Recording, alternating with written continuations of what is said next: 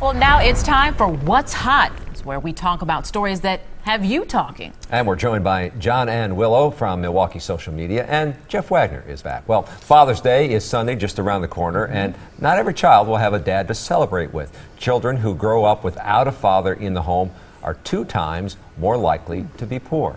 They're also twice as likely to end up in jail, plus face countless other challenges in life. So why is it so important for children to have a father? Well, I think that's a question that we answered with the setup. Now, having said that, there are so many reasons that children fail to thrive in one-parent homes, and most one-parent homes are mother-child homes where the father's not present, although that's not always the case. Only 7.7% of those kids are teen parents, so that's not necessarily it.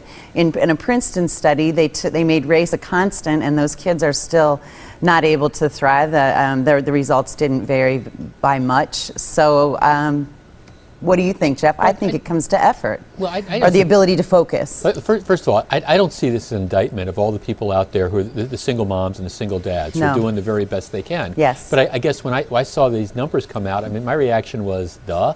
I mean, it's hard to raise kids. Yeah. I mean, let's face it. And if you're talking about, children being raised in poverty, okay, well, 2 incomes better than 1 is a general rule, unless you're talking about, the single parent who's the president of Hewlett Packard or whatever. I mean, I think this just demonstrates something that we talk about a lot on this show, is the whole idea that if the nuclear family, is important, and it's important to have, 2 caring, parents that are involved, a mom and a dad. And if you have that situation, it's not saying you can't do it otherwise, but if you got that situation, the odds are better that, things are going to work out okay. Are you saying, Jeff, it takes a village? Well, it takes a mom and a dad. I'm going to argue that a little bit. I know we're trying to tie up the topic, but I've been a single parent since my son was 2, and I'm very lucky to have an extended family, a whole tribe to help raise my child, and my child is thriving. So I think that it comes down to a little more than that. I don't know that it necessarily is a nuclear family, but we don't have a lot of support or acknowledgement in our culture anyway of extended family and the importance of its role. There's so many factors. Well, sure, and if you've got an awful father, if you're going to ask me, you might as well be by yourself. Right, exactly. Exactly. So but I think the ideal situation would be the committed 2-parent family where both parents are pulling in the same direction, which isn't to say that people can't do it otherwise, because lots of examples. We'll leave it at there. Yeah, we're being told to stop. Definitely I could go on about for days. Topic. Yeah. Well, coming up next, you might want to be careful about talking about cheating on your wife or your husband or doing anything else you might not want on Facebook. How social media is being used to shame people. Couple of hours. All right, we'll keep an eye on it as well. Thanks. Now, more of What's Hot. Again, we're joined with John and Willow from Milwaukee Social Media and Jeff Wagner from News Radio 620 WTMJ. Now, just about everyone has a Facebook account, a Twitter, or some type of social media site.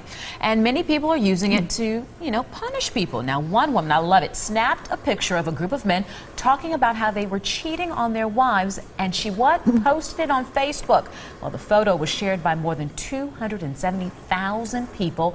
Is it okay to publicly shame someone on social media? No. I'm going to say no. I'm a social media specialist, communication strategist for a living.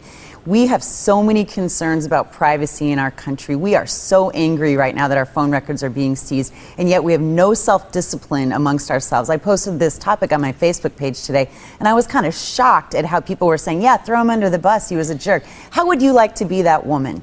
How would you like to be the woman whose husband was shared 270,000 times on Facebook for saying he was cheating? You don't have a video of it, just a photo and this woman's word. Well, and your whole life is destroyed. Yeah, you're talking about privacy. I'm talking about accuracy. How do you know? As a journalist, right? Right. Okay. Yeah, you couldn't use that. Okay, but let's take the other perspective.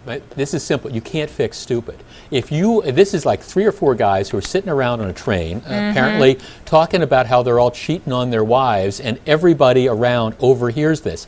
I'm sorry, if you're stupid enough to do that, you get what you deserve. Jeff, I like you today because you know what? You're making sense here. Again, I feel for the woman, but maybe now she knows. I'm not saying it's right. John. But what I'm saying is he was stupid enough to say all this on in a public place. He's stupid enough to get put on Facebook. I would never want to be humiliated like that woman. I would never want anyone in my family or any of my friends to have to go through that public shame. If it's been shared 270,000 times, that reaches in the millions, and that's her personal life, as personal as it gets. But it's him. But yeah, it's him, it's not him. her. It's not her. Yeah, he's the one that's sitting there talking about how he's cheating on his wife. Okay, and I hope that I hope they get that worked out someday. And he's a jerk, and he should go.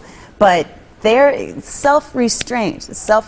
Don't talk about it. All right, we got a few seconds left here for our last topic, and we want to talk about when you get pulled over for an accident or an officer pulls you over and asks you for your driver's license and registration. Well, police in New Jersey could soon be asking for your cell phone as well. New legislation would allow officers to take your phone if they believe you were talking or texting. Now, do the officers have the right to take your phone? Now, let's clarify that. They have the right to take your phone and have you unlock it and look to see if you sent a call or a text at the time that the accident happened. Then they hand it right back.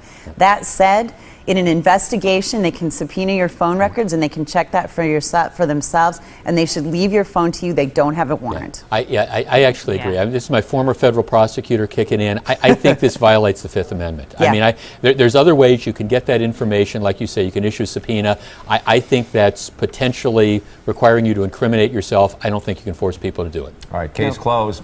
We'll take a quick break and be right back.